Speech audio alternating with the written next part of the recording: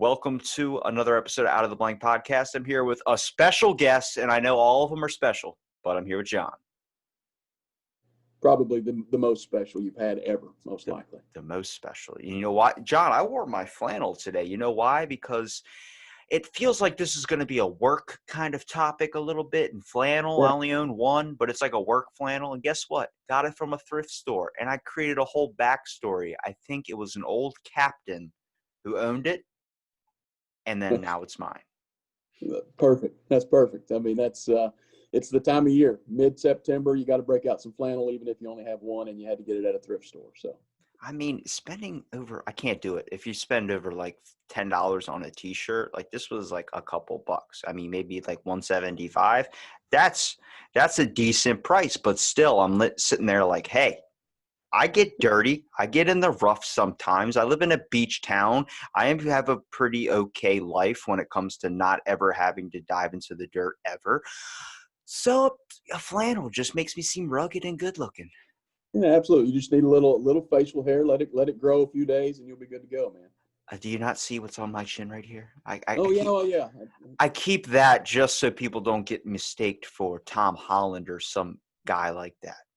I was going to ask you if you're kin to him. Not at all. But John, tell me a little bit about yourself, brother. Well, yeah. Hey, first off, thank you again for the opportunity to come on Out of the Blank and have this conversation with you. You know, podcasting has really become a massive format for communicating, sharing ideas, and talking about stuff we're passionate about. So I appreciate the opportunity to come on here and talk a little bit about beekeeping and what we're doing at Upper Cumberland Apiary. And as far as me, I'm live in Tennessee. I've lived here my entire life. My professional background is in advertising, marketing, digital and print advertising and marketing. But my whole focus now at the point I'm in my life is on beekeeping and my passion and love for the incredible honeybee. That's what I call them, because they truly are. They're an incredible insect, and I spend just about every day involved with the bees we have here at Upper Cumberland Apiary. How did you okay, we want to talk about backstories, like better backstory than my flannel probably, but how did you come up with the name of that for your farm or beekeeping sanctuary? Yeah, Upper Cumberland is the area that we live in here in Tennessee. The county that we live in is Cumberland County, but this region that Cumberland County is in is referred to as the Upper Cumberland. We're on the Cumberland Plateau, right along the Appalachian mountain chain, and this area is called the Upper Cumberland. And then apiary is just a fancy name for the fancy word that they use when any place that has honeybee hives is considered an apiary. So we just mashed all that together and came up with Upper Cumberland Apiary. Are you trying to give it like maybe more of a creative backstory? Like if you look at a bottle of hot sauce, it's like forged in the fires of the devil. And then it's like, you should have like in the land of honeybees where environments grow and just this whole mystical like backstory to it. Yeah, I mean, my hope and goal long term with this is to create a business out of it and actually move it more into a retail component of like a bee company, Upper Cumberland Bee Company, something along those lines. But there are a lot of cool taglines you could use when you're talking about honeybees. And, for me, it's not, and this will sound probably a little bit of a stretch, but most people, when they think about beekeeping, all they really think about, especially if they're a non-beekeeper, is the honey.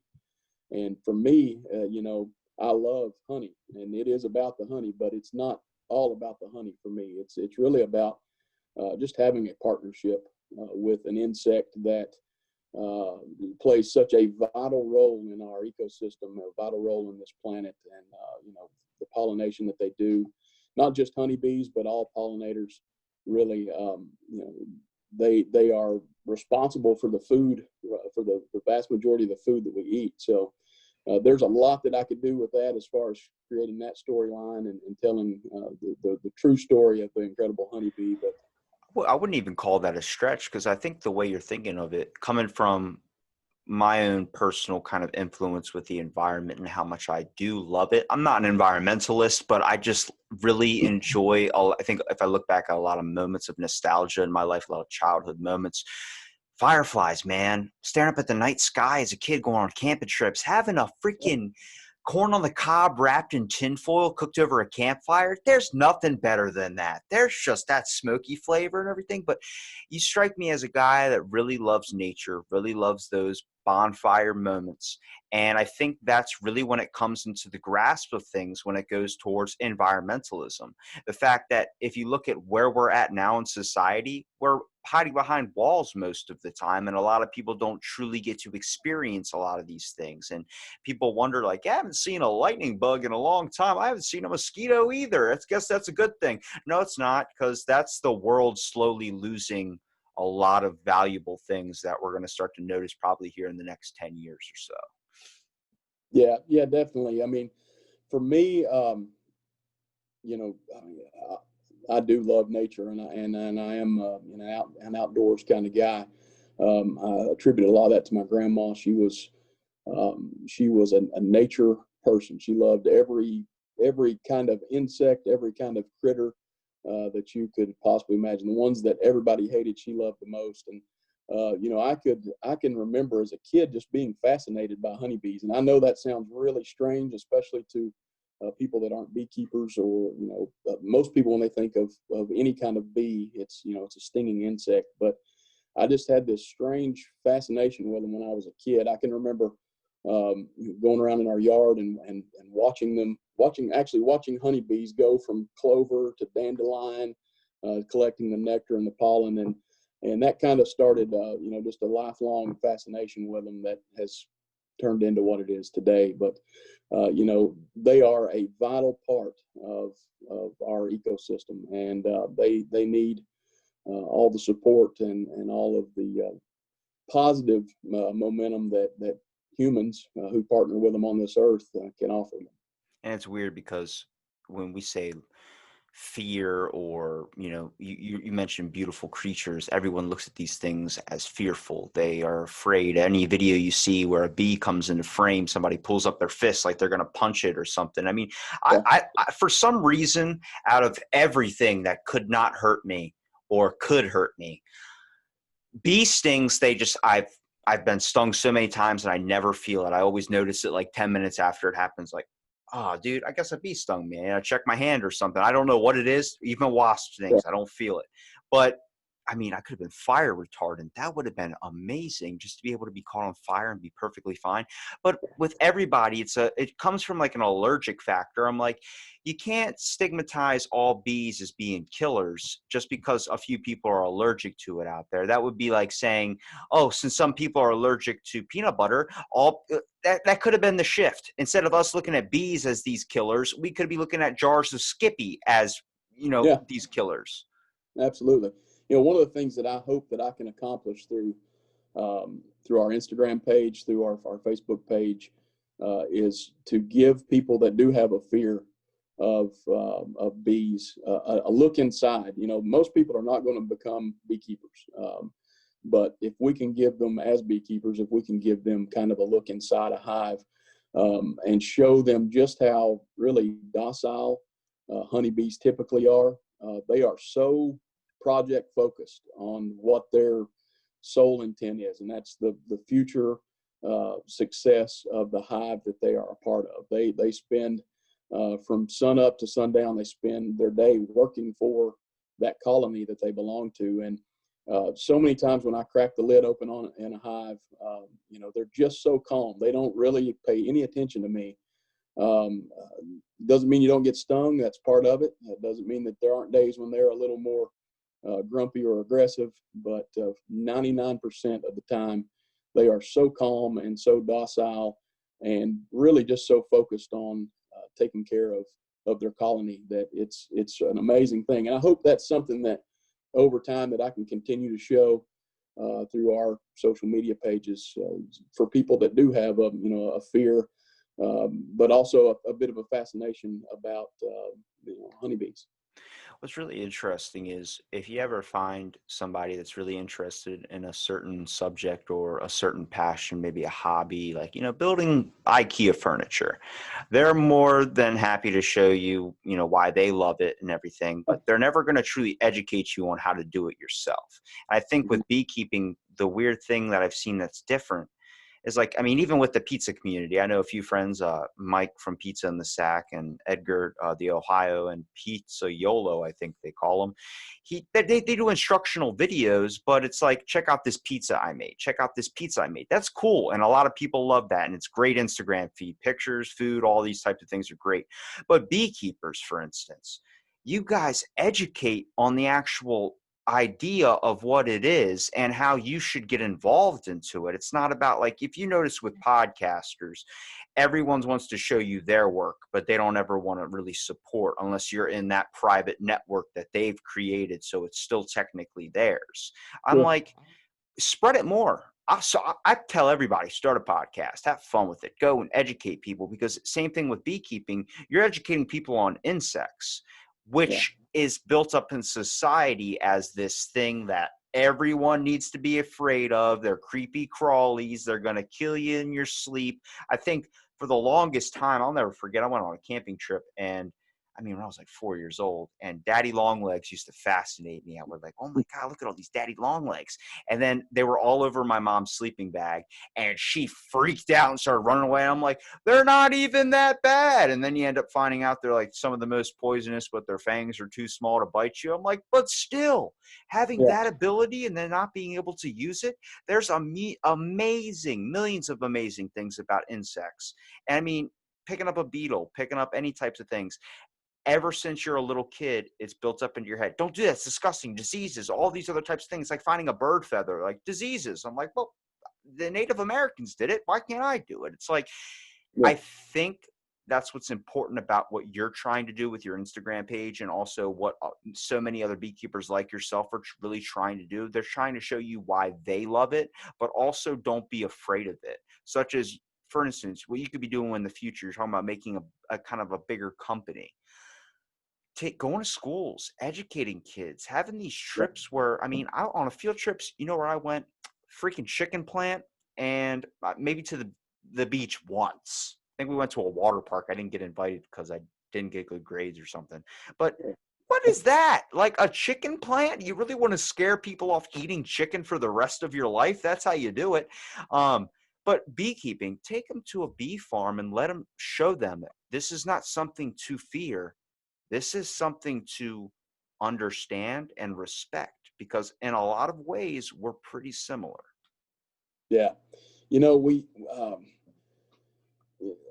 the honeybees I mean, they're managed by so many people. There's so many beekeepers out there. It's really the one insect that people get to look at more than any other. And I'm sure like granddaddy longlegs or any other host of insects, if they were managed like honeybees, you would see just a fascinating world inside, inside their space. But the thing for me, and I think I could say this for all beekeepers, you see such um, incredible things going on inside that hive that you want to share it with people. You want to tell them about it. You want to, I mean, when you look inside a frame and it's got wax that the bees themselves have created and drawn out into this full frame of bee comb, that's this hexagonal shaped uh, comb on this frame. They've done that without any rulers, tape measures, any tools. They've done it with the gland that they use to produce the wax and the legs and the mandibles that they have to create the form. And it's duplicated thousands of times over on every single frame inside the hive. And when you see that, you're like, oh my gosh, that's incredible. And you want to show that to people. So that's something that's one of my favorite things to do, is to share that information, share that experience with people. And that's certainly something that I love going to classrooms, talking to kids about it. But you find that adults as well are just as fascinated by it whenever you can show them the inside of this alien world that you normally would never get a chance to see.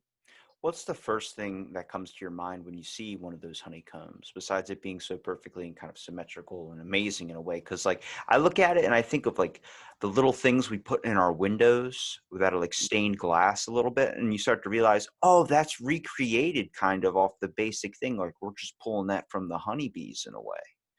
Yeah, it's magnificent. I mean, no matter how many times I look inside a hive, every time I go in one, I'm like, goodness gracious, this is incredible. It's magnificent.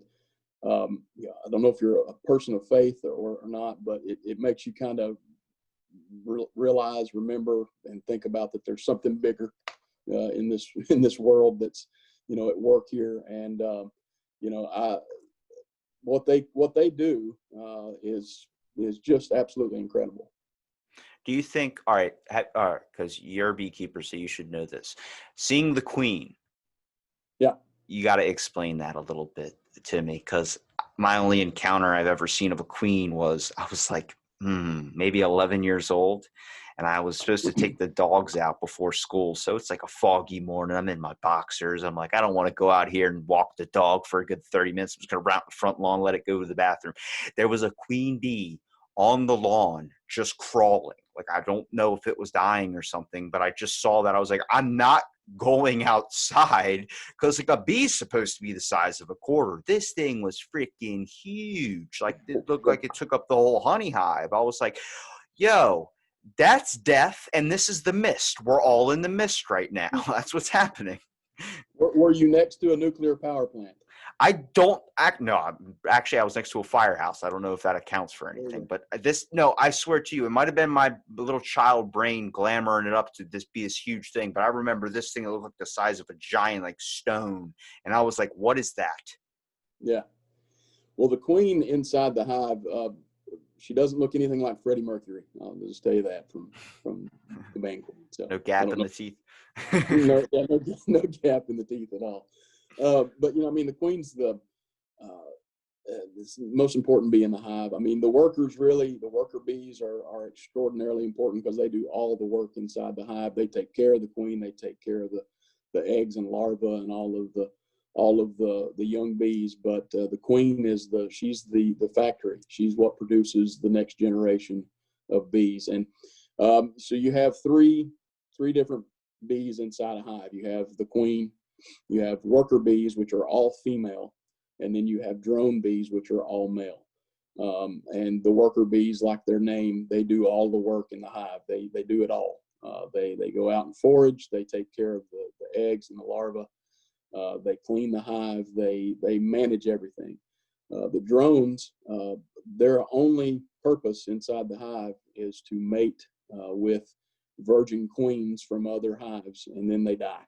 So they don't have that's their whole gig. How do I get that gig? Holy crap, that's the easiest paycheck. You don't want that gig, because as soon as a drone mates with a virgin queen, she kills it. Yeah, well, you're telling me if I can mate with Kate Upton and then she kills me, I'm okay with that. I'm dying pretty freaking happy. You'll sign up. You'll sign up for that role. I'm just saying. I mean, if I don't have to do any work and you get to pick one person in the world you'd want to sleep with, I'm just like, hey, you know what? If she ends up stabbing me in the middle of the night, I'm okay with that. No cuddling for me. Yeah. So yeah, that's the role of the drone. But the queen is, I mean, like we said, she's what allows the hive to continue to have next generations, and she can lay when she's at her peak during the year, she can lay anywhere from 1,500 to 1,800 eggs a day throughout the hive, and she is similar to the worker bee, except she's a lot longer. Her abdomen's a lot longer. She's fatter, and she's just a lot longer bee. We will mark our queens, and a lot of beekeepers do that. Stone size. You're doing like this small little thing. No, she's the size of, I saw when I was a kid. Trust me, that thing was death. I think you saw something maybe prehistoric that. If there's an ancient race of bees out there, I would not be surprised, man. I really wouldn't. Yeah, you may. I think you saw something from the Stone Age or something, but She is bigger. Now drone bees are even bigger than her, not lengthwise, but just in body mass. But she's longer. But we a lot of beekeepers, myself included, will catch them once they've emerged, and once we know that they're mated and are laying eggs.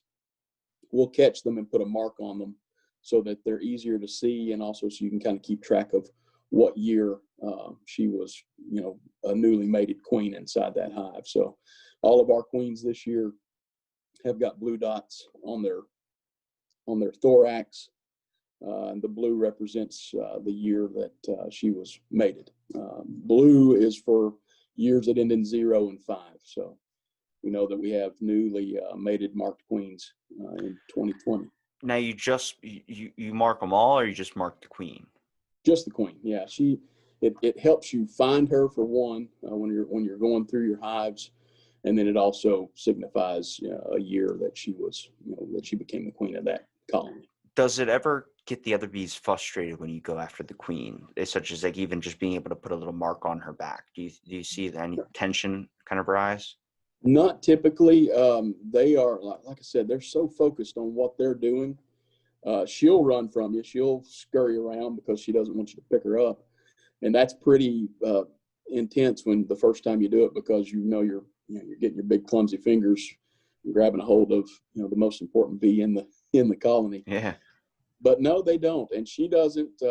She does have a stinger, but the only time that I'm aware that she ever uses it is when other queen cells are created. If the first queen that emerges in a hive will go around and she'll kill those other queens so that she can be the dominant queen in the hive. But she doesn't sting. She won't sting. I didn't even know that so she'll look, if she senses another queen, she'll try and take it out because she still wants to reign supreme. Yeah, technically you should only have one queen inside a hive. You have one queen that runs the show. I've heard of instances where some hives could have multiple queens, but typically you only have one. And what happens when your hive goes queenless, the worker bees will create other queens. They'll create what are called queen cells, actually. And they may create 10 or 15 of those in one hive. And once they've created those and those cells have been capped, the clock's kind of ticking. And once the first one emerges, the first queen out of all those queen cells they've created to replace that queen, once it emerges, it goes around looking for those other queen cells and destroys them. And if another queen has emerged along with her, they will typically have a battle royale, and whoever wins is the dominant queen in the hive. That's fucking fascinating. Pretty Dude, crazy.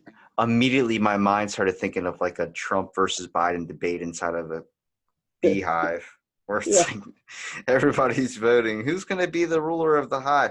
That is insane to think. Now, do they have to feed them a certain jelly or a certain honey that turns them into a queen bee? How does even if the cells get produced? Because that is a very, very, very scientific level that I'm even understanding right now, to think that they send out certain cells, and being able to, first of all, sense if there's other queens in the hive and threat that it might threaten your reign. That's a lot. That's going to shock a lot of people out there. Yeah, that's kind of that that incredible factor I was talking about earlier. There's so much that goes on inside those boxes of bees that most people just you're not going to know about. But so whenever they are producing a queen, so they'll take a regular egg that that the former queen had laid, just a regular fertilized worker egg, and they'll start building an elongated wax cell out around it. Once it's finalized, it looks like a peanut inside the hive, kind of attached to the frame. But they'll feed that egg what's a substance called royal jelly that the nurse bees will create. They have a gland that creates it, and it's like I'll use the word steroid. It's like a really power-packed substance that causes what is just a normal fertilized worker egg to develop into what will eventually be a queen. which is incredible when you think about it. The queen that's in the hive, she lays two types of eggs. She'll lay a fertilized egg that will be a female worker, or she'll lay an unfertilized egg, which will develop into a male drone. If they're going to create another queen, they'll take that fertilized worker egg and start feeding it that royal jelly, and that causes it to develop into, instead of a worker, causes it to develop into a queen, which is amazing. To make sure I'm understanding correctly, I'm going to use an example. So when I go to the bathroom, I can get two types, a sinker or a floater. Didn't see you going that way, but yeah. I've talked to people with PhDs with these types of examples, and they're like, if you want to use that way, I'm just making sure I'm connecting the dots here. I want to make sure I'm on the right track. Yeah, no, that will work for this instance. Now, is it a love for the queen that they have? Because I've heard people say that it seems like if the queen dies, when they just pick another one, it's not something they really get sad over. It seems like the queen's kind of like this boss figure. You don't really like have this, I'm going to take a bullet for you aspect, more like I got to do what you say type thing. Yeah, a beehive is it's a factory. It's a nonstop production assembly line. The queen emits a pheromone that kind of entrances, keeps the bees kind of calm and focused, and they can smell her. They know who she is.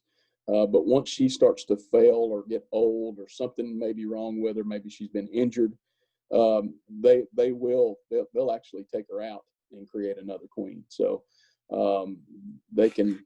I got another example. How to Train Your Dragon, when the giant one could control all the other little dragons. Yeah, there you go. This is awesome. I feel like I'm really understanding. This is science. That's what it is. Yeah, it's big brain stuff, which I don't have. So, well, I mean, first of all, this is something that a lot of people like.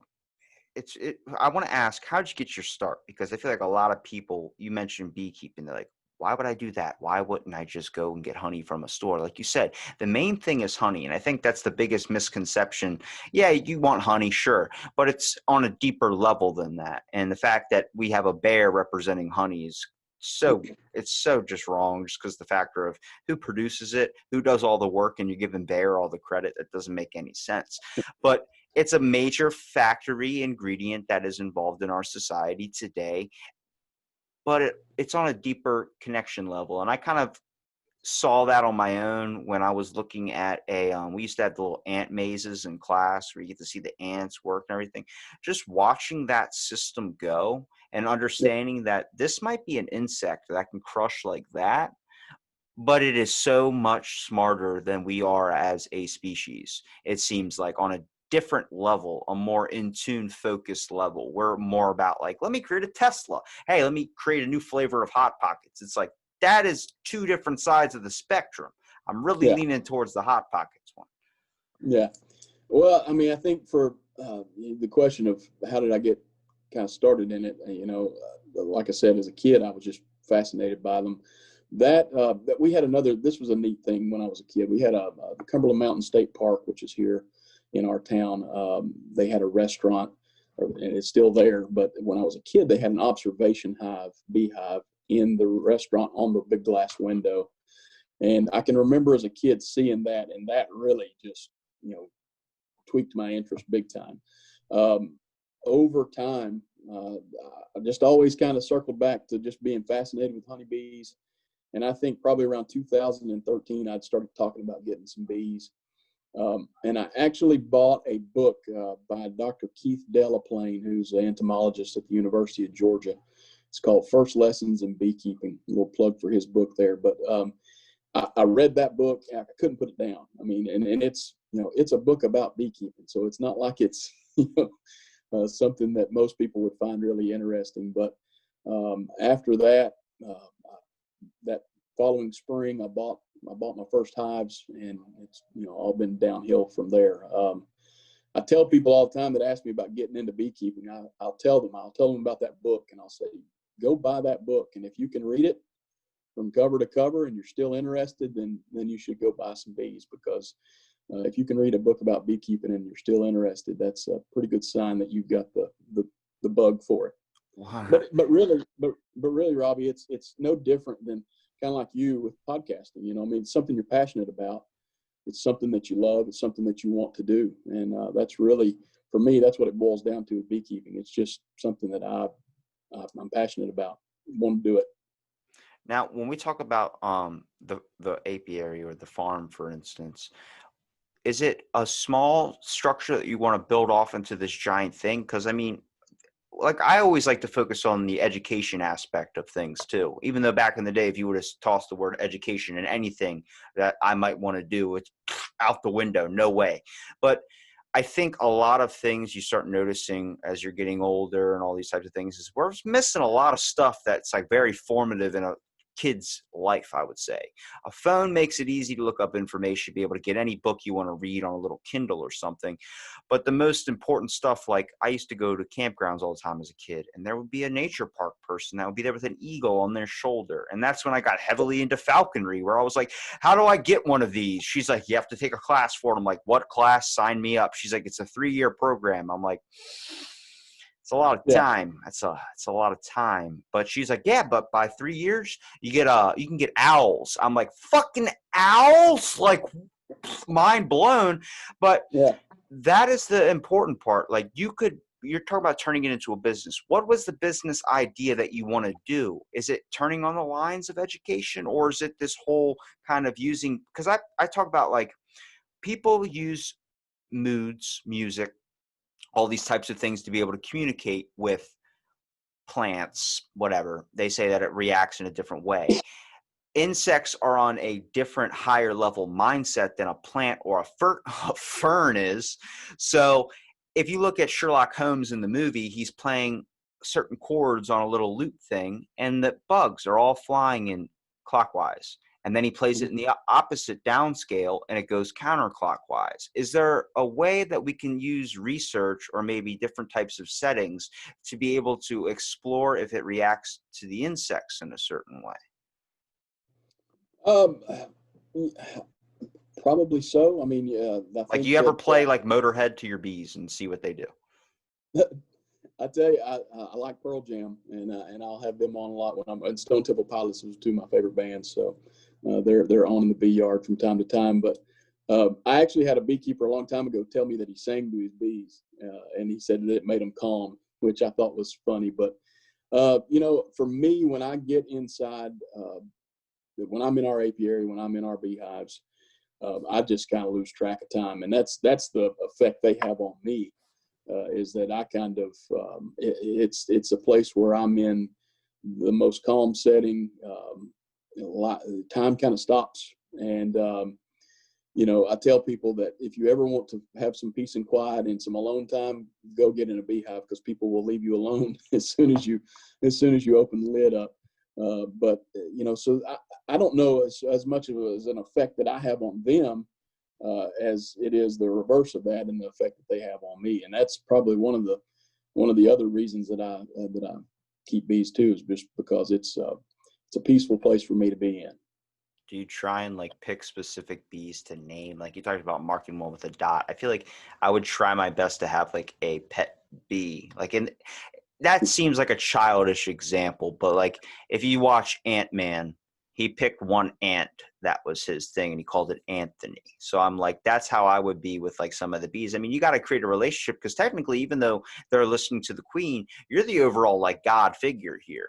You're the one that's keeping them alive and keeping them sustainable, giving them a place to be able to produce and be able to really live. Well, I would tell you though that they will live with my help, and they'll certainly live without my help. I probably do at times probably do more damage to them than good. They're very resilient, and they can handle a lot of strife and turmoil. But as far as if you go on my Instagram page, I've got a picture of one that I had on my finger the other day. I took a picture of a worker bee on my hand, and you know, there's so many bees that it'd be hard to narrow it down to just one. But you know, very partial to the queens that we have, and really just partial to all of them. Do you think, because I know a lot of what we talk about seems like there seems to be like a lot of pheromones or chemical releases that these bees kind of give off.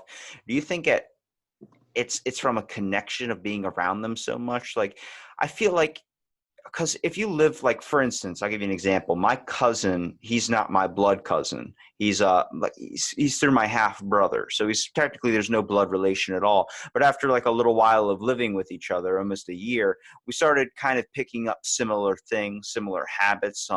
It happens with some people that live together for too long, or they start facial features start looking the same a little bit too. Would you say that there's an instinctive connection kind of being built between you and the bees, you spending so much time around them, that there's like this thing where you can kind of understand a little bit more, see a little bit more of like, oh crap, you guys need this or you need Yeah. that, like be able to pick up on it? That's a really good question. I would bet that there's been some kind of a scientific study out there done on the do the pheromones that the bees emit affect humans in any way. I can tell you, I don't know scientifically, but I can tell you for me, like I said, it's a very peaceful, calming place for me to be. And I think when you talk to probably just about any beekeeper, especially any beekeeper that's been doing it for a while, they would tell you the same thing, that when they're up there in their bees, working with their bees, that it's just a calm place. So that's a really good question. I'll have to look into that, because the pheromones that they emit could have some kind of a calming effect on us. I'm just like picturing you laying in bed and like there's like a storm outside. Then you just wake up like the queen bee's in trouble. Then you go and check the hive and you can like sense that. Like that just, I mean, out of the amount of like we talk about like our phones, for instance, are giving off a signal that we're not even seeing. It's on a whole other spectrum, a whole different thing, like a radio frequency. We're all tuned into one, and this thing's on Yeah. three. Insects are on the same thing when they communicate to each other. So I'm wondering if you being around that for so long, you start picking up like Spider-Man bee powers or something. That would be freaking awesome. I'd start a beekeeping immediately. Yeah, that would be cool. I don't know that I'm that cool, but yeah, that would be awesome. I guess if I were going to have some kind of a superpower, it would definitely be some type of a beekeeping superpower. How would you say in the future you're really trying to show people, especially with the Instagram or especially what you want to do with the beekeeping in general? What are you really trying to show people? Well, I mean, I think the overall theme in this industry is just the importance not only of honeybees. Honeybees get all of the movie star press of the pollinator world, but really just the importance of pollinators to our planet, to our ecosystem, to the sustainability of the crops and the foods that we eat, and that's really the message that I want to kind of extend and keep pushing out there, introducing people to the world of the incredible honeybee, but in a bigger picture, just trying to get people to see that they don't have to be a beekeeper. They don't have to go out and buy a hive and become a beekeeper and invest in all that to help pollinators in general. And there's so many pollinators far beyond honeybees that are out there working every day to help our planet. And so just from something as small as having a plant on the balcony of your apartment, or your back step of your house, or wherever you may live, you don't have to have a big farm to have a positive impact on the pollinators in your area. And that's really the message that I hope that I can keep putting out there and keep encouraging people to be a part of. All right. I don't know if you've done this already.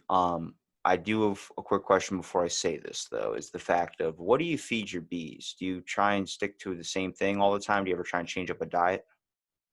Well, you hope. Seasons are all different. I mean, rain affects the amount of forage that they have. Heat affects the amount of forage they have. But honeybees are out every day looking for four different things for the hive. The two most important things that they're looking for is nectar from plants and pollen from plants. They also collect water. So water is a very important part of component that they bring back to the hive. And then they also collect something called propolis, which is a resin from trees.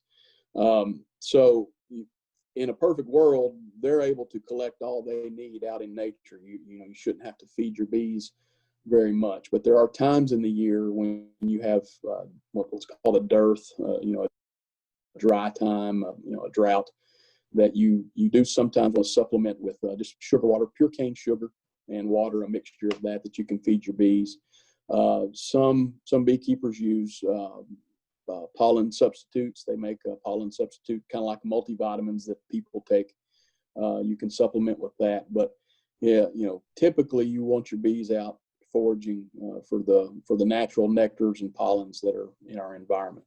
But you can feed them, and I do sometimes, especially when it gets, when it's August and it's not been raining and everything's dried up. It's good to give them a little bit of supplemental feed. All right, there's two ways. I'm gonna give you two choices here. Okay, you can get my really crazy, ridiculous one, or you can get my serious one. Which one do you want to hear first? Let's go ridiculous. Okay, ridiculous. So you said feeding them sugarcane water, all these types of things. I'm immediately thinking journal, start experimenting. Not enough to the point where PETA's going to come in and be like, hey, you're messing with animals, but like sugarcane water. I've, as a kid, took my candy, put it in a water, let it sit there over a couple hours, and had flavored water that really wasn't that flavored. It was really honestly crap. But I'm saying, could you maybe change or affect the way the diet is? Maybe add different, because you got to look at if they're pulling pollen, nectar, all these other types of things from trees and flowers and all these things become for food. That means each area of bees has a different kind of diet in a way, depending on what the environment is around it. So these are good studies. Maybe you can try lighting up a little bit of music, maybe releasing or planting some different plants in the area, seeing if that might affect different honey,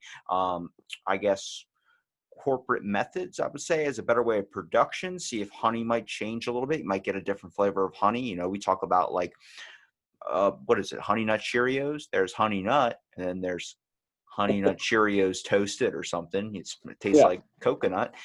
Then the serious answer is the issue with how much we're expanding as people is creating a very, very huge impact in the amount of environment that we have, which is going to end up reducing the size of honeybees or reducing bees in general, because they're not going to be able to find food. Try being a honeybee in the middle of New York City. That's like, where the hell do I go? You have one national park and that's it out of all these buildings and smog. I know 50 million people that sit there, huff cigarettes all day.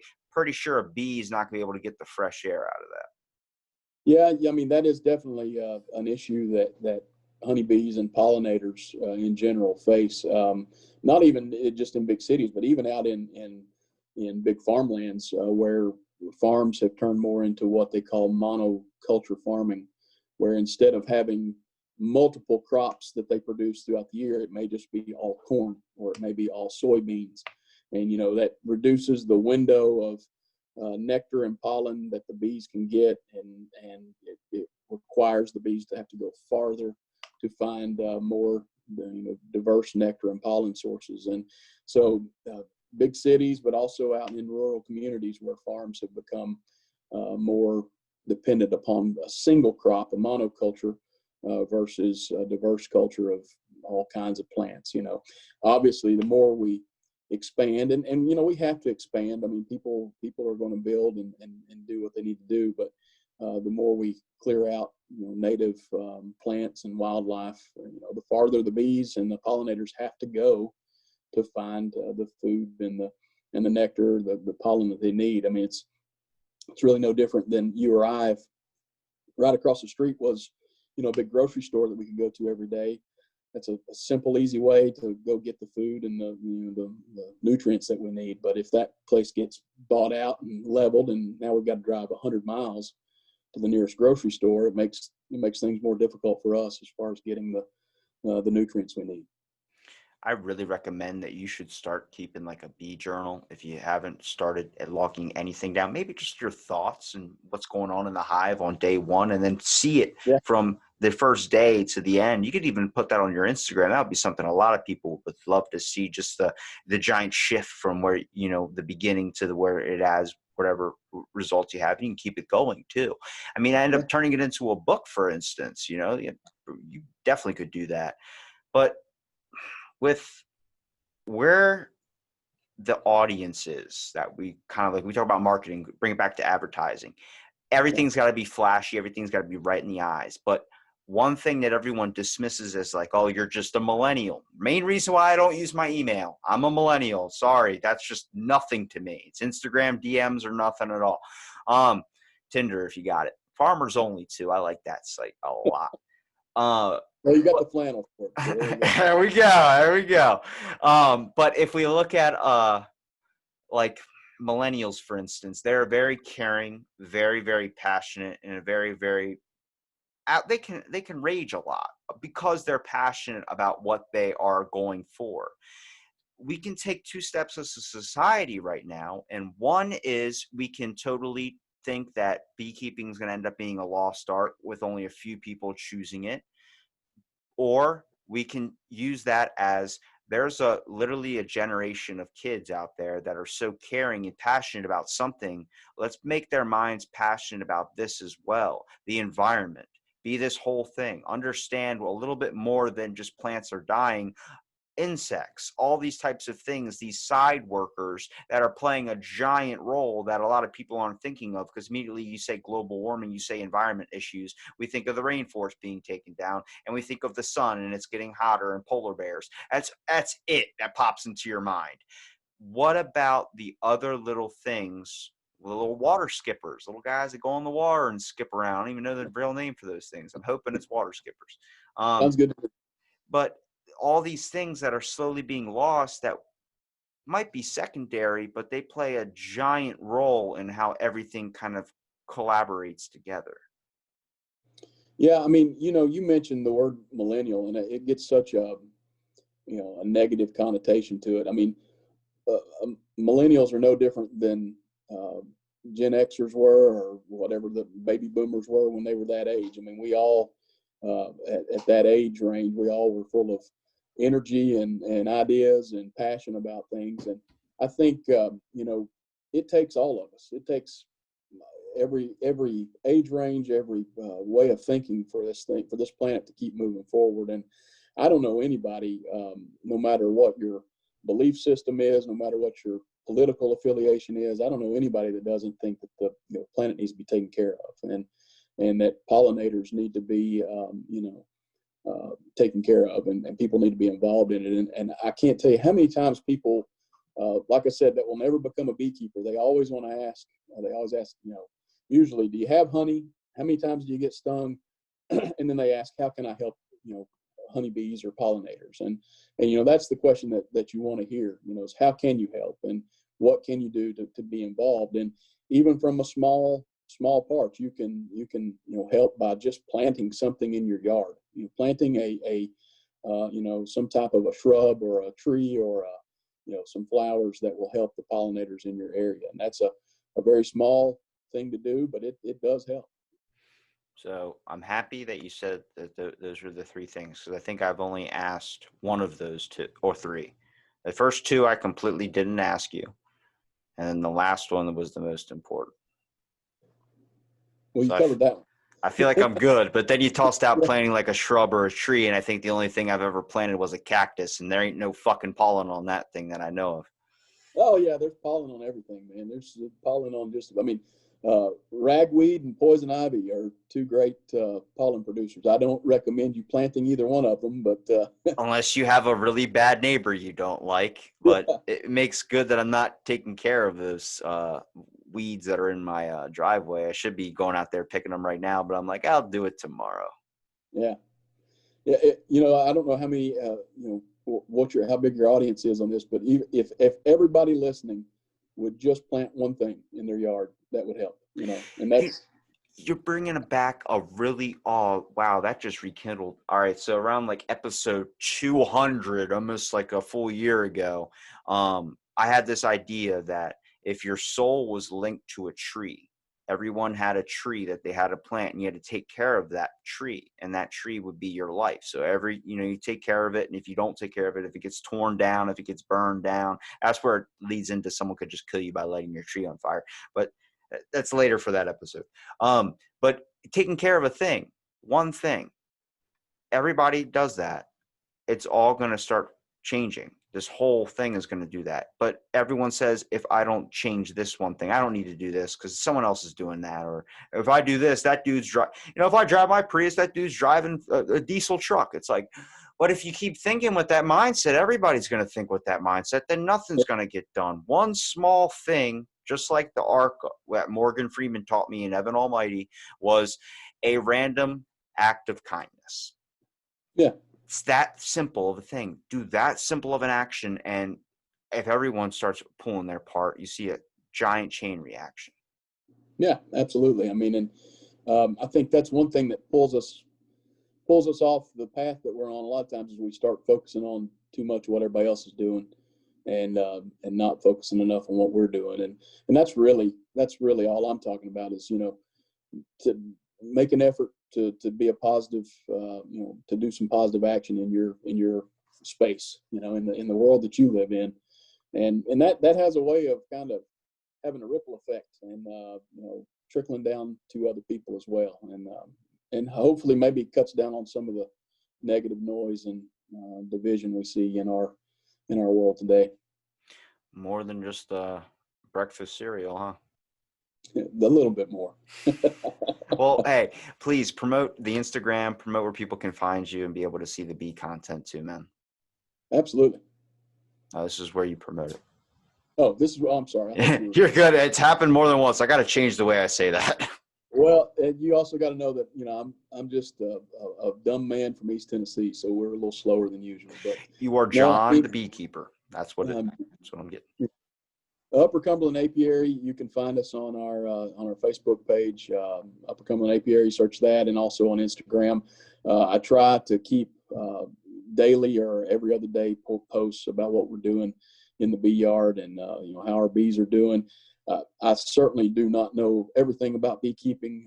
There are some great beekeepers out there that know far more than I do. So I'm still learning as I go as well. But I want to have as many people along with us on this journey as would like to come along. And hopefully we can encourage some people that aren't beekeepers yet to be beekeepers, and and encourage other people that have no desire to be a beekeeper to just be a positive voice in their community for helping pollinators by planting some trees and shrubs and flowers, and just being mindful that you're in a partnership here on this planet with a lot of other animals and wildlife and insects that are helping to keep our earth moving forward. And so that's really our message. That's what we want to do. We want people to be a part of that with us. And so again, you can find us on Facebook, Upper Cumberland Apiary, and on Instagram as well. That's a freaking mouth twister for me with my Baltimore accent. Holy crap. Yeah. Upper Cumberland Apiary. There's a lot of syllables in there, I want to hear somebody from Boston say that so bad. Yeah. Well, thank you so much for listening to this episode Out of the Blanket. Stay tuned for our next episode.